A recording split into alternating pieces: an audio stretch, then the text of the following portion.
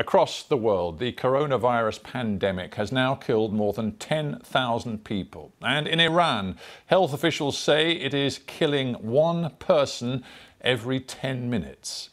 Another 149 people have died in Iran in the past day. The death toll now stands at 1,433. That is the third highest national death toll. And there are more than 19,500 confirmed cases of the virus.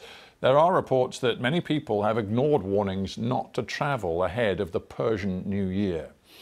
And behind all of the statistics, of course, there are countless individuals desperately trying to hold back the disease's spread, and no more so than on the medical front line in the country's hospitals. BBC Persian's Rana Rampur has been trawling through social media posts, trying to get an idea of what the medic's life is like. A warning, viewers may find some of her report distressing. بچه‌ها سلام خوبین؟ متاسفانه من خوب نیستم. Hey guys, are you all well? Unfortunately, I'm not well. I still have a fever. I'm taking multiple medications. God willing, they will work. 2 days after posting this video online, Dr. Mehdi Variji was dead. This doctor also passed away. She had continued to work even whilst attached to a drip. Dozens of doctors, nurses, and clerical staff have lost their lives battling COVID-19 in Iran. The government is referring to them as martyrs. It's notoriously difficult to get information out of the country, but across social media, medics tell the same story. Our staff are risking their lives here and we don't have the equipment. Just look at how unsafe my clothes are. Just regular plastic bags protect these nurses. Others have had to rely on the kindness of strangers. The public has brought us these shields, but we need disinfectants. We need protective clothes. The quality of what we have is worse than disposable clothes. Doctors here, like everywhere else, are having to make life and death decisions. The hospital is more like a gateway to the next world. This is too painful. So many people are dying. Once you get to the intensive care unit, there is no going back. We don't have enough ventilators. We have to prioritize the young patients over the older ones. Despite building several new field hospitals, Iran has been widely criticized for its handling of the crisis. But the government says it's been severely hampered by US sanctions. They're exhausted and ill-equipped, but they're determined to keep their patients in high spirits. Rana Rahimpur, BBC News. Well, that was Rana's report, and she joins me now via Skype. And Rana, when you take as a whole all of the social media interactions that you've been looking at, does it feel like Iran is at the moment totally ill-equipped to cope with the scale of the crisis they've got? Stephen, it sounds like a lot of help have been sent to Iran, especially help from the World Health Organization. Japan just announced that it's also helping Iran more than $20 million. But the question that many people are asking, especially medical staff, is that why it hasn't reached them, or if it does, it's so slow. We're talking about a very vast country. The coronavirus is now reported in the entire country. All the 31 provinces of the country are battling the coronavirus, and either the process has been too slow or there are other reasons. But according to many of these medics, they haven't received any help yet. Right. Many Iranians, I think it is fair to say, have a deal of distrust about the information they're getting from public officials. We saw officials come out today and give an update on the number of cases and the deaths, which was in itself very depressing and disturbing. But do you think the Iranian people are any closer to trusting what their government is saying? They're not, and most of them believe that these numbers are not accurate. They believe that the numbers are much higher, possibly as close as the deaths in Italy.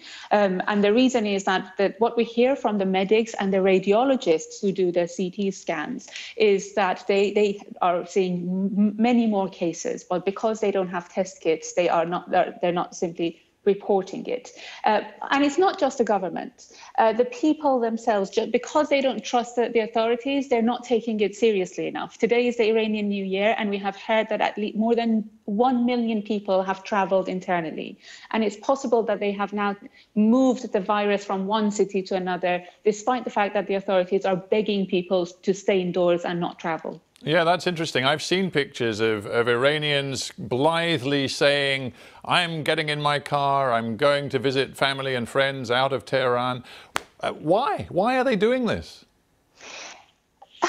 It's interesting because I've been speaking about it with family in Iran. I say, why are people not taking it seriously enough? I think there's a historic reason and there's possibly a religious reason. Many people believe that, it's life and death is in the hands of God. If you're meant to die, you'll die. Otherwise, we're going to survive. And also, Iran has had a lot of volatility in its history. So I was born during Iran-Iraq war. So my generation is used to the idea of possible death. It's not as scary to many other nations. So I think there's a combination of both and also mistrust of the authorities. It is indeed a complex story, and Rana, we thank you so much for keeping on top of it for us. And of course, we'll bring you all the very latest from Iran and all the other countries which are at the center of this global pandemic. Let's go to the United States now. It is the biggest lockdown yet to be announced in the US. 40 million people in California have been ordered to stay at home to help fight the spread of the coronavirus. In a stark warning, California's Governor Gavin Newsom said the disease was now forecast to infect more than half of the state's population by May.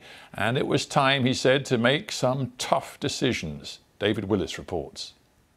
California is America's most populous state. It's also been identified as one of the main centres of the coronavirus here in the US. Now, the state's governor, Gavin Newsom, is ordering people here to stay at home. We can make decisions to meet moments. And this is a moment we need to make tough decisions. This is a moment where we need some straight talk and we need to tell people the truth.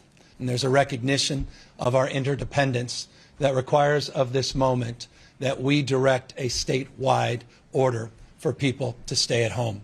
That directive goes into force and effect this evening, and we are confident that the people of the state of California will abide by it.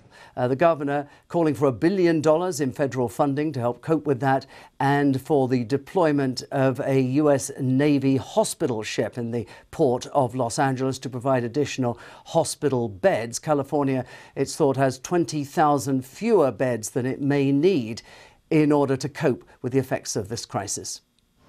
The announcement came less than an hour after officials in Los Angeles County ordered the closure of all indoor shopping malls and non-essential retail outlets. Gavin Newsom has estimated that more than half of the residents of California could contract the coronavirus over the course of the next 8 weeks. David Willis, BBC News, Los Angeles. And staying in the United States, 2 senators, Republican senators, are facing calls to resign over allegations they used insider knowledge to sell off shares before the share prices tumbled due to fears over the coronavirus.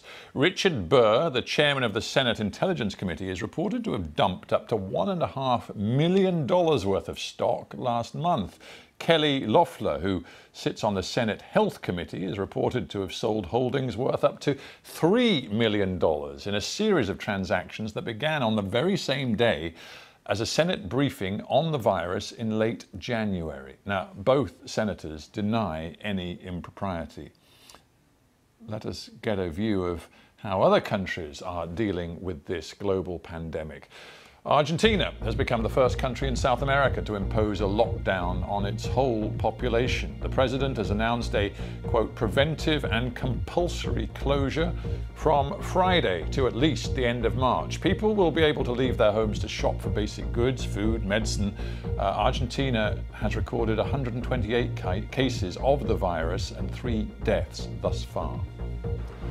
People in the Philippines have been forced to walk for hours along empty roads to get to work after the coronavirus outbreak prompted a shutdown of public transport in the capital, Manila. From midnight on Sunday, foreigners will not be allowed into the Philippines, although the government says all foreign visitors will be allowed to leave the country. In Portugal, a state of emergency has been declared and the country is in lockdown for at least 15 days. All non-essential businesses will be closed to customers, although restaurants will be allowed to provide takeaway service. The country has 786 cases so far, 4 deaths.